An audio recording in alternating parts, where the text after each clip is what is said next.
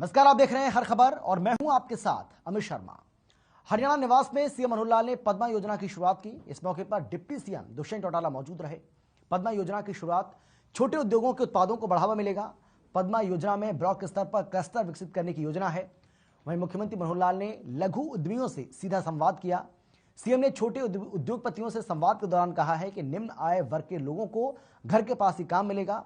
CM ने कहा कि प्रदेश को आगे बढ़ाने में एमएसएमई का काफी योगदान है, क्योंकि प्रदेश की अर्थव्यवस्था में एमएसएमई का 23% योगदान है। सीएम ने बताया कि अगले साल तक 10 से 15 हजार यूनिट लगनी चाहिए।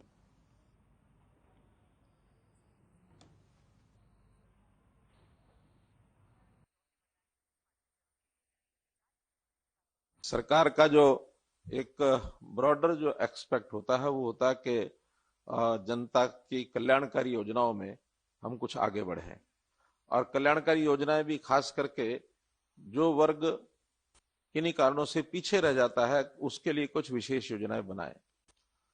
तो अपने आप में किसी भी समाज में रोजगार एक ऐसा विषय होता है कि जिसकी चिंता सब करते हैं, सरकारें भी करती हैं, संस्थाएं भी करती हैं, उद्योग भी करते हैं, क्योंकि हर वर्ष लगभग 2 लाख युवक ऐसे जिनको रोजगार की जरूरत होती है वो जुड़ते हैं।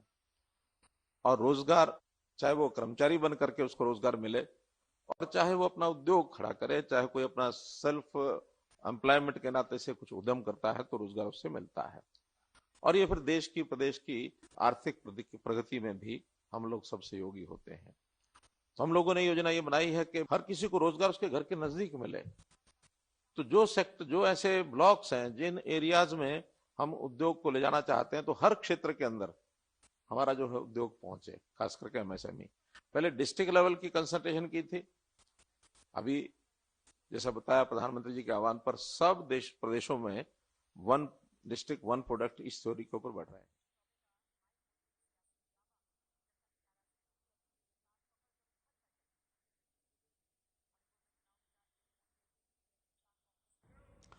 हिजाब मामले को लेकर गृह मंत्री अनिल विज ने कहा है कि कुछ लोग बिना वजह ही इस मामले को तूल देने का काम कर रहे हैं। उन्होंने कहा कि कोई किस प्रकार से कपड़े पहन रहा है हमें इससे कोई मतलब नहीं, मगर यदि स्कूल, कॉलेज या इंडस्ट्री में जाना है तो वहां के यूनिफॉर्म कोड को मानना ही होगा। यूनिफॉर्म कोड को अस्वीकार करने वाले अपने घर बैठे और इसमें कोई कंफ्यूजन नहीं है।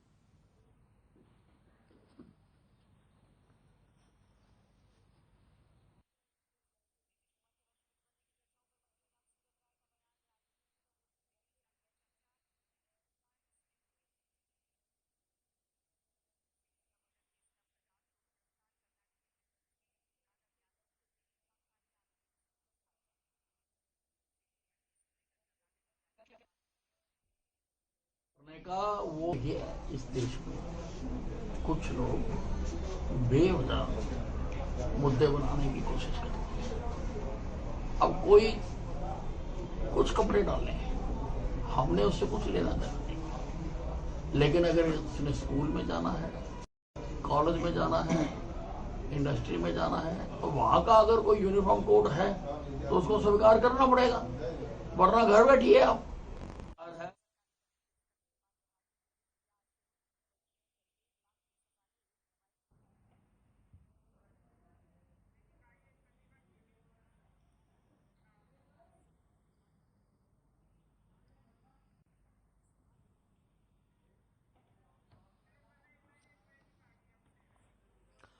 तो कर्नाटक में छिड़े हिजाब विवाद को लेकर अब गृह मंत्री अनिल विज का बयान भी सामने आया है और अनिल विज ने साफ कहा है कि कोई कैसे कपड़े पहनता है हमें इसमें कोई आपत्ति नहीं है, हमें इस पर कोई ऐतराज नहीं है, लेकिन अगर हाँ आप स्कूल कॉलेज जा रहे हैं तो आपको स्कूल कॉलेज का ड्रेस कोड मानना ही होगा। आपको अपने स्कूल कॉलेज में अपनी ड्रेस पहननी होगी और अगर आपको इसमें किसी तरह की कोई कंफ्यूजन है तो आप अपने घर बैठें। यानी कि उन्होंने कहा कि इस पूरे मसले को लेकर, इस पूरे मामले को लेकर किसी को किसी तरह की कोई कंफ्यूजन नहीं होनी चाहिए।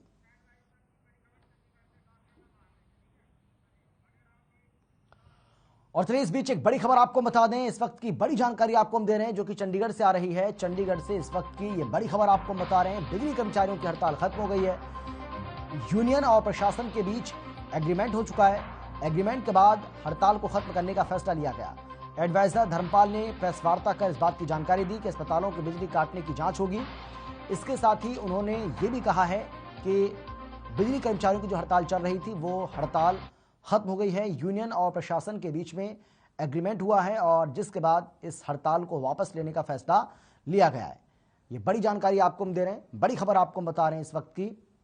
चंडीगढ़ में जिस तरीके से बीते कई घंटों से बत्ती गुल थी, उसको लेकर काफ़ी परेशानी का सामना आम जनता को करना पड़ रहा था।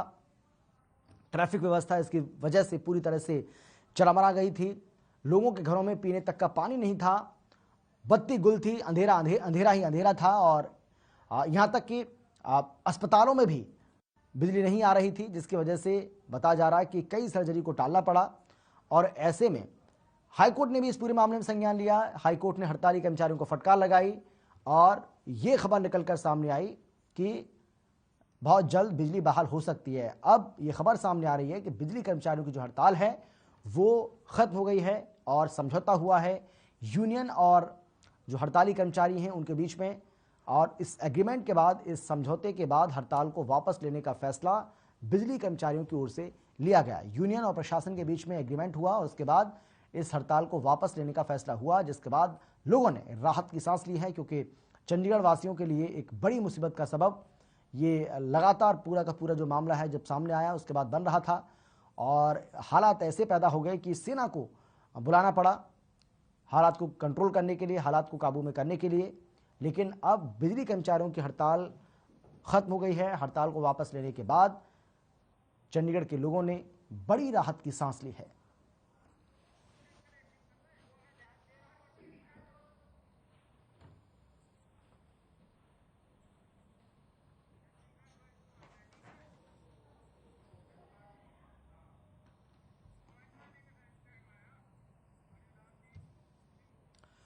प्रदेश में नगर परिषद और नगर पालिका के चुनाव जल्द ही करवाए जाएंगे, जिसे लेकर हमारे संवाददाता रवि चंदेल ने state election commissioner of Haryana Dhanpat Singh से खास बातचीत की है। उन्होंने बताया कि 28 मार्च तक चुनाव करवाने की सभी तैयारियां पूरी कर ली जाएंगी और उसके 25 दिनों के बाद चुनाव करवाए जाएंगे। अनुमान है कि अप्रैल के अंत तक नगर परिषद और पालिकाओं के चुनाव करवाए जाएंगे। और क्या कुछ कहा, जरा सुनिए आप।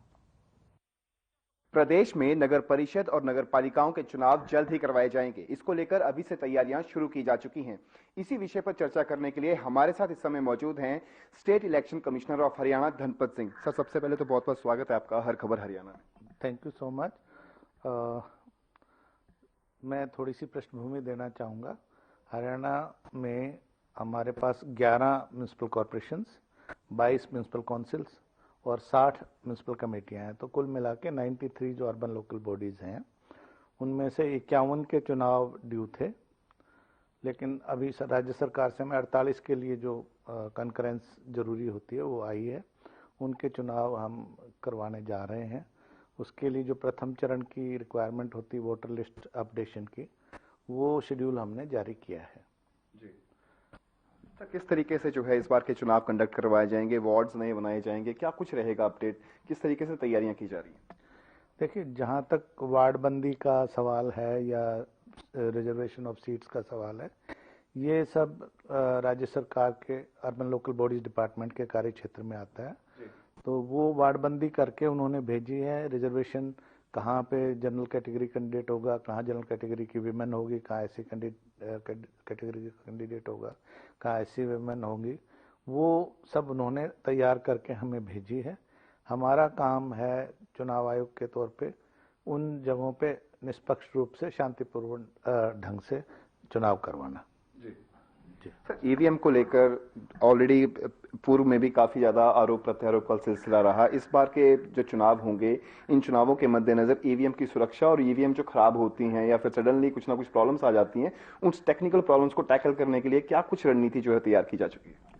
इसके दो पहलू हैं। एक तो जो संदेह की बात है कि ईवीएम में गड़बड़ी होती है या ईवीएम को बाहर से हैक किया जा सकता है, उसको तो मैं बिल्कुल नहीं मानता। मैं खुद भी इंजीनियरिंग बैकग्राउंड से हूँ, साइंटिफिक बैकग्राउंड से हूँ और एज डीसी मैंने ईवीएम्स यूज़ किए हैं इलेक्शन में।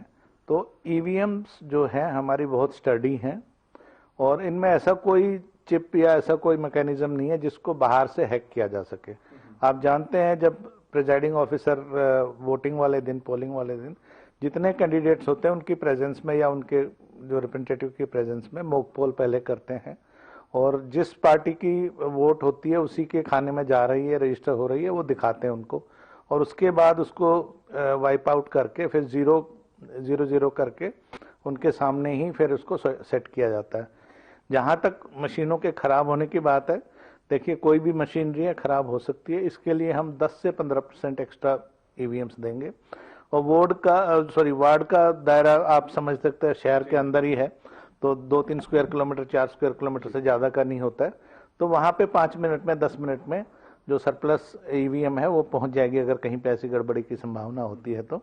खैर, आपने अभी तक जो है प्रिपरेशन के बारे में बताया, क्या अनुमान है सर, कब तक जो है, कौन से महीने में जो है, अगर अनुमान की बात की जाए, एस्टिमेट की बात की जाए, तो कब तक जो है चुनाव करवाए जा सकते हैं? ये जो सबसे जरूरी काम होता है जो मतदाता सूची तैयार करना, जिसके लिए मैंने बताया कि अभी हमने सभी संबंधित जिलों में, जिनमें ये 48 म्यूनिसिपल बॉडीज हैं, 29 म्यूनिसिपल कमेटीज हैं और 19 म्यूनिसिपल काउंसिल्स हैं, उनको दिशा निर्देश दिए थे कि 18 फरवरी तक जो 5/1/2022 को इलेक्शन कमीशन ऑफ इंडिया की लिस्ट थी उसको 18 फरवरी तक अपलोड करना था वार्ड वाइज करके, तो वो सभी जिलों ने कर दिए हैं। थोड़ी सी रानिया में प्रॉब्लम थी, सिरसा में, उनको 2-3 दिन का समय और दिया गया, वो भी उसको कर लेंगे। उसके बाद अब इसमें क्लेम्स एंड ऑब्जेक्शंस किसी को है उस लिस्ट पे, वो पब्लिश हो गई है, पब्लिक डोमेन में है, नोटिस बोर्ड पे म्यूनिसिपल कमेटियों के और वेबसाइट पे है। जिनके क्लेम्स एंड ऑब्जेक्शन जो रिवाइजिंग अथॉरिटीज हैं वो सुनेंगी और उसके बाद वो अपडेट करेंगे। उसके बाद लास्ट अपॉर्चुनिटी के तौर पे अपीलेट अथॉरिटी डिप्टी कमिश्नर है जिले का, वो करके इसको 28 मार्च तक पूरा कर दिया जाएगा। अभी ये शेड्यूल हमारा जारी है। अगर सब कुछ तय समय अनुसार चलता रहा, कोई बड़ी गड़बड़ी अगर ना हो, कोई आशंका हमें नहीं है इस तरह के, कोई नेचुरल कैलेमिटी ना हो, तो 28 मार्च तक हमारा ये मतदाता सूचियाँ तैयार हो जाएंगे। उसके बाद कम से कम हमें 25 दिन का एक मिनिमम टाइम शेड्यूल होता है, तो उम्मीद करते हैं कि अप्रैल अंत तक हम चुनाव कर पाने की स्थिति में होंगे। लेकिन एक चीज़ दूसरी पर मुनस्सर है, डिपेंडेंट है, तो इसके बारे में आधिकारिक रूप से 28 मार्च के बाद ही मैं जानकारी दे पाऊंगा। बहुत बहुत शुक्रिया सर अपना कीमती समय देने के लिए। ये थे हमारे साथ state election commission of Haryana जनपद सिंह, जिन्होंने साफ शब्दों में बताया कि 28 मार्च तक जो है नगर परिषद और नगर पालिकाओं के चुनाव करवाने की प्रिपरेशन का वक्त है और अनुमान लगाए जा रहे हैं कि अप्रैल माह के अंत तक जो है प्रदेश के अंदर नगर परिषद और पालिकाओं के चुनाव करवाए जा सकते हैं। चंडीगढ़ से हर खबर हरियाणा के लिए रवि चंदेल के साथ कैमरा पर्सन किशन की रिपोर्ट। प्रदेश में नगर निकाय के चुनाव की तारीख का ऐलान हो चुका है। 24 अप्रैल को नगर निकाय के चुनाव होंगे, जिसे लेकर बीजेपी के प्रदेश अध्यक्ष ओपी धनखड़ ने कहा है कि बीजेपी ने निकाय चुनाव को लेकर पूरी तरीके से तैयारी कर ली है, जिसके लिए प्रदेश भर में कमेटियों का गठन भी कर दिया है। ओपी धनखड़ ने दावा किया है कि नगर निकाय चुनाव में बीजेपी भारी मतों से विजय हासिल करेगी।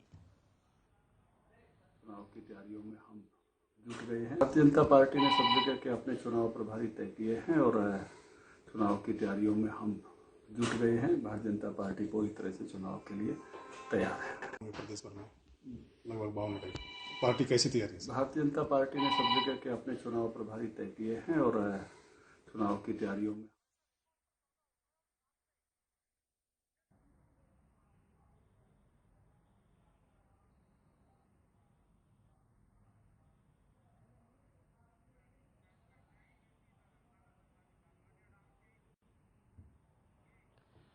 नगर परिषद और नगर पालिका चुनाव का बिगुल बज चुका है और इसके साथ ही बीजेपी ने कमर कस ली है, जिसके लिए सरकार के मंत्री और विधायक पार्टी के कार्यकर्ताओं ने उसे मिलकर चुनाव की रणनीति तैयार करने में लग गए।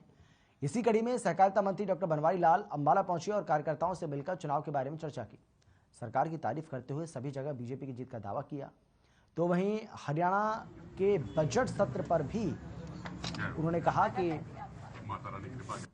देखो फैसले होते भी हैं और देखो ये फैसला लैंड ऑर्डर की तरफ से कुछ थ्रेट्स डॉक्टर बनवारी लाल जिंदाबाद, जिंदाबाद, जिंदाबाद, डॉक्टर बनवारी लाल जिंदाबाद, जिंदाबाद, जिंदाबाद।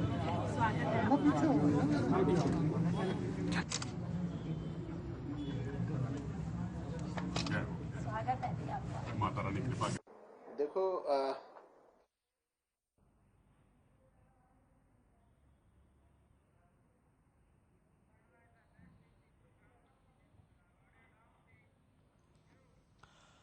कृषि एवं पशुपालन मंत्री जेपी दलाल तोशाम पहुंचे, जहां उन्होंने गांव बापुड़ा की पंचवीर गौशाला में आयोजित कार्यक्रम में शिरकत की और बाबा पंचवीर गौशाला में 10 लाख रुपए का अनुदान देने का ऐलान भी किया। इस दौरान उन्होंने कहा कि जहर मुक्त और प्राकृतिक खेती को बढ़ावा दिया जाएगा, जिसके लिए गाय के गोबर और मूत्र से खाद के साथ साथ दवाइयां बनाई जाएंगी, जिससे गौशाला की आमदनी बढ़ेगी और गौशालाएं आत्मनिर्भर बनेंगी।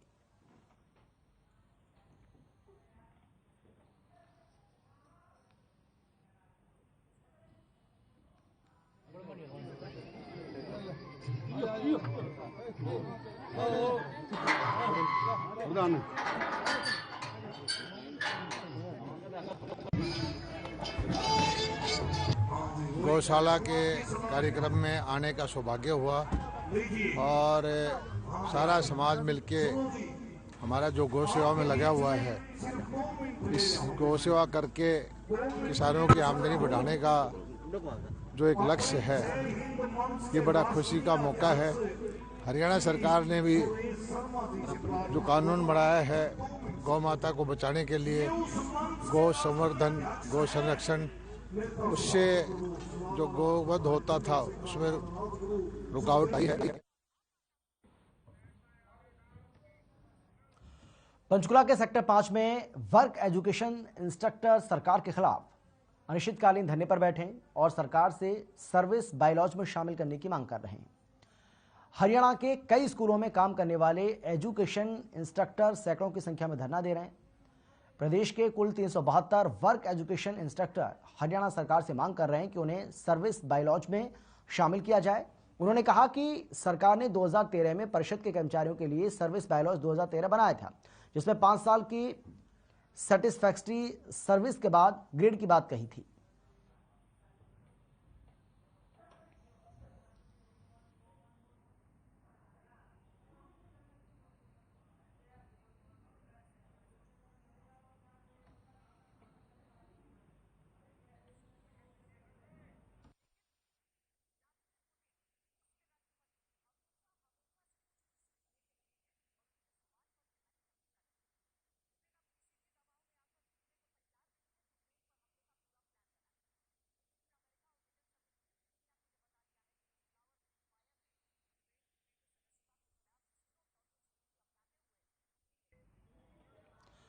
इंद्री तहसील में स्थायी रूप से तहसीलदार की नियुक्ति न होने से लोगों के दैनिक कामों में रुकावट होने से बुधवार को क्षेत्र के लोगों ने प्रशासन के खिलाफ नारेबाजी की, अपना रोष जाहिर किया। नारेबाजी करते हुए लोगों ने बताया है कि इंद्री तहसील में लोगों के काम न होने के कारण क्षेत्र के करीब 70 गांव के सैकड़ों लोगों को भारी परेशानी का सामना करना पड़ रहा है। साथ ही स्थानीय लोगों का कहना है कि करीब 4-5 महीनों से इंद्री तहसील अधिकारियों के एडिशनल चार्ज पर चल रही है और इस कारण लोगों को तहसील में अपने दैनिक कार्यों के लिए काफी परेशानी का सामना करना पड़ रहा है।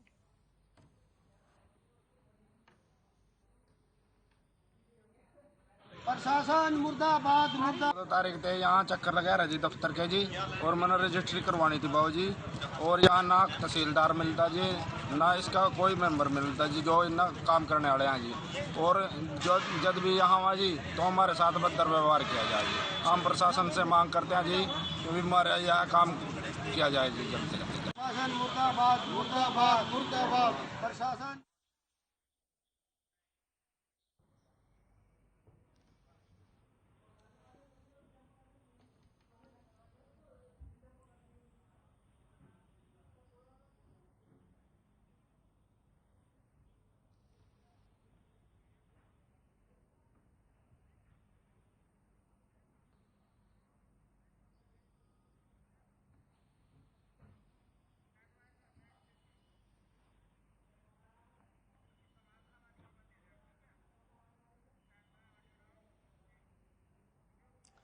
समारखा बिजली निगम के दफ्तर में तैनात डिप्टी सुपरिटेंडेंट चक्रवर्ती शर्मा ने ड्यूटी के दौरान जहर खा लिया, जिसके बाद उन्हें सरकारी अस्पताल ले जाया गया, जहां डिप्टी सुपरिटेंडेंट की हालत को गंभीर देखते हुए डॉक्टर्स ने उन्हें पानीपत रेफर किया। इलाज के दौरान उनकी मौत हो गई। आपको बता दें कि डिप्टी सुपरिटेंडेंट चक्रवर्ती शर्मा का नाम यमुनानगर बिजली निगम में हुए लाखों रुपए के घोटाले में शामिल था, जिसमें उनकी जांच चल रही थी, जिसके चलते चक्रवर्ती शर्मा मानसिक रूप से परेशान चल रहे थे और इसकी वजह से उन्होंने सल्फास की गोलियां खा ली थी।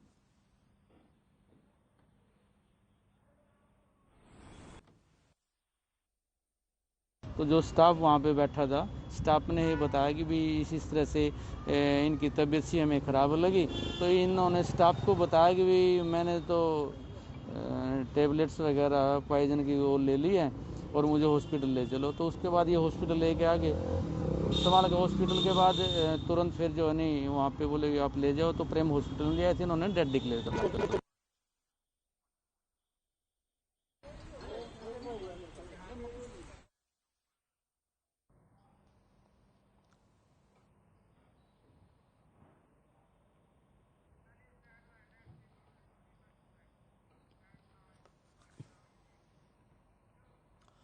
सोनीपत में आत्महत्या की घटनाएं रुकने का नाम नहीं ले रही हैं। ताजा मामला कुंडली पुलिस थाना क्षेत्र की शिवपुरी कॉलोनी से सामने आया, जहां पति पत्नी ने अपने घर में ही पंखे से लटक कर आत्महत्या कर ली।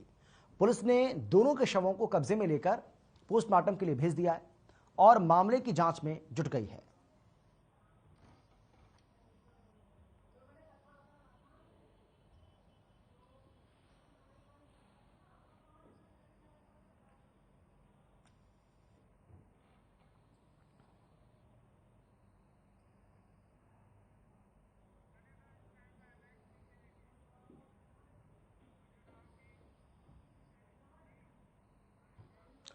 हरियाणा राज्य विधिक सेवाएं प्राधिकरण पंचकुला के तत्वावधान में जिला विधिक सेवाएं प्राधिकरण की ओर से रतिया कोर्ट कॉम्प्लेक्स में माइक्रो लीगल सर्विसेज कैंप का आयोजन किया गया। वहीं मुख्य न्यायिक दंडाधिकारी और जिला विधिक सेवाएं प्राधिकरण की सचिव डॉक्टर सविता कुमारी ने विभिन्न विभागों की ओर से लगाई गई सरकारी योजनाओं के बारे में स्टॉल्स का निरीक्षण किया और लोगों की समस्याओं को सुना। साथ ही कैंप में स्टॉल लगाकर लोगों को सेवाएं और कल्याणकारी योजनाओं का लाभ दिया गया। वहीं इस मौके पर रतिया क्षेत्र से आए हुए लाभार्थियों ने माइक्रो लीगल सर्विस शिविर में विभिन्न योजनाओं का लाभ उठाया।